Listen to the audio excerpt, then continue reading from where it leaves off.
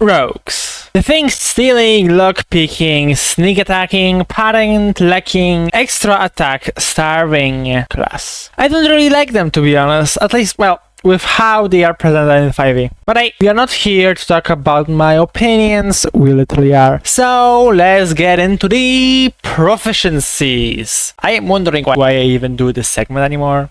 But anyway, light armors or whatever, weapons are nothing to write home about. Thieves' tools are honestly the best ones in the game, even if just because they are the only ones to have clear uses and rules regarding them. You don't have to literally find an ancient text like with smithing tools and the like. Dex and saving throws are very good, and they get 4 skill proficiencies, and the selection has some of the best options in the game, so there is that. Let's go through the things that matter with level 1. Another big level 1. Damn, you get 3 features starting from expertise. You double your proficiency bonus on 2 skills or Thief's Tools. Yippee! And when you reach 6th level, it increases to 2 more. Another is Thief's Cant, but they probably should, am I right?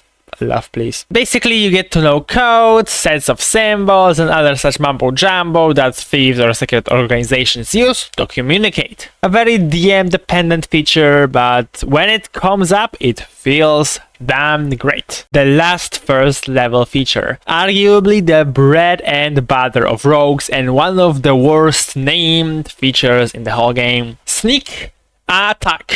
You deal extra damage equal to 1d6 if one of 2 conditions is met. You have to either have advantage on the attack or have an enemy of your target, remember, doesn't have to be your ally, within 5 feet of them. You cannot get sneak attack if you have disadvantage on the attack, no matter what other conditions are met. It cancels everything. So many people get this feature wrong for some reason.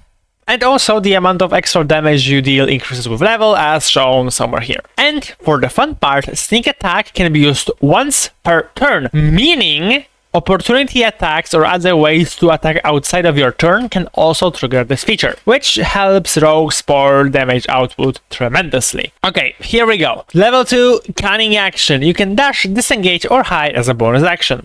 Very nice. Not much else to talk about here, though you do get a better way to gain advantage on attacks than to use hide in literally eye level. However, hide also serves other functions, so pick your poison. And also remember, kids, monks pay key to gain access to but a fraction of this power. Level 3, Roguish Archetype, which we will not get into right now. Also, steady aim, although the feature is optional, ask your DM and yada yada. For a bonus action and your movement for the turn, you gain advantage on the next attack, which, if this feature didn't belong to a rogue, would be pretty bad, but with the fact that they don't really get an extra attack, is a decent way to make sure you can use sneak attack. But then again, sneak attack is very easy to accomplish overall, so... and you also have other things you may be using your bonus action for example, 2 weapon fighting, or other such things. Pick your poison again. Then we get ability score increase levels. Actually, rogues get 1 more than usual at level 10, which is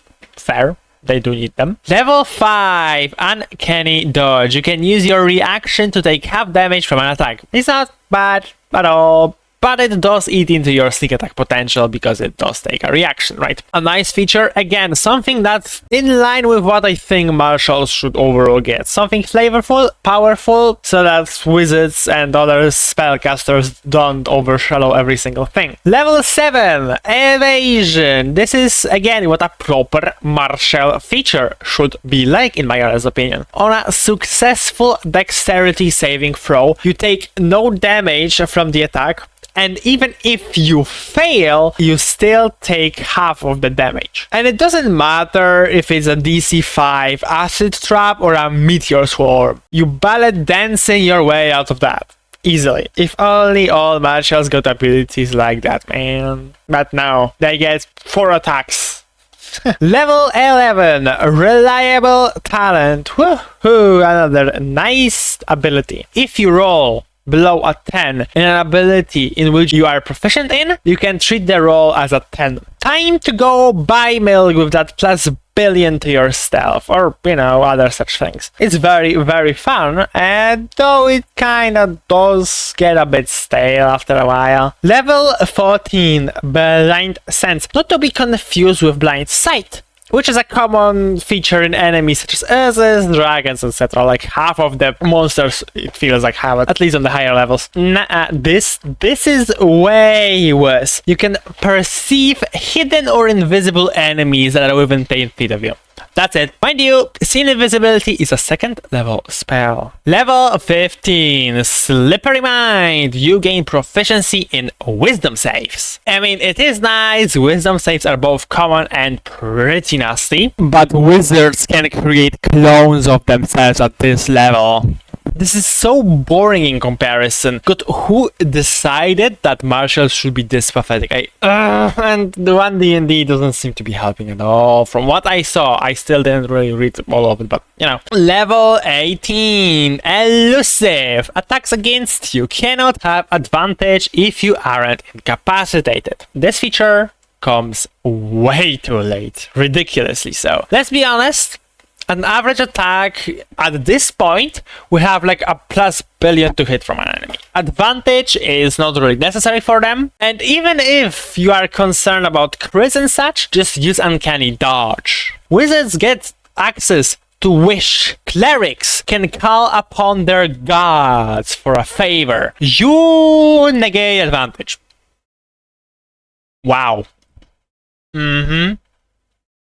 And now, the capstone. So far, we had pretty disappointing capstones with Warlock and Fighter, right? But let's see if today's target can lift the curse of horrendously bad 20th level features. I honestly do not know why they are so bad, actually. It's weird. Even wizards, even sorcerers, they have pretty bad capstones from what I remember.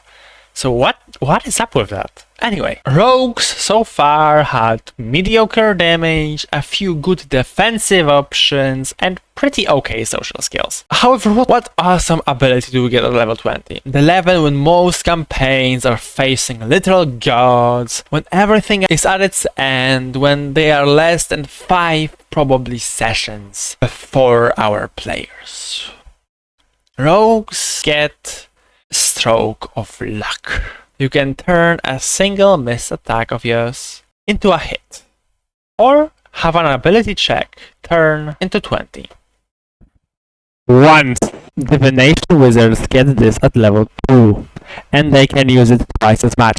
Why are martials so bad? Who decided that martials should be this bad? Like, I don't understand why. And even so, the capstones, why do most capstones are so bad? I don't understand this game, this design, this balance. Help me.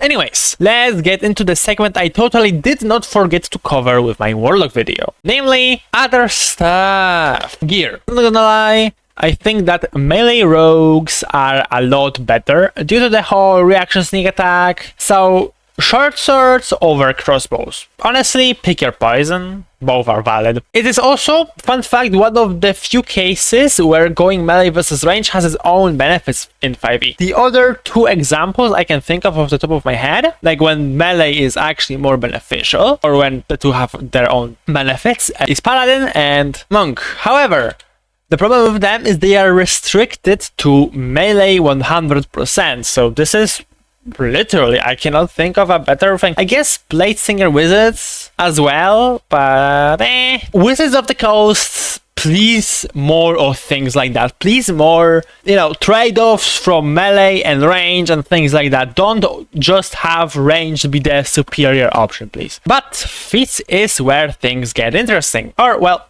not really. For ranged, things like Crossbow Expert, Sharpshooter, and Skulker, duh. Melee, well, you can get Sentinel if you want more consistent reaction sneak attacks, Mobile for easier getaways. There are also things like Fey or Shadow Touched, which are always good. Lucky is great. Well, what I'm saying is you have options.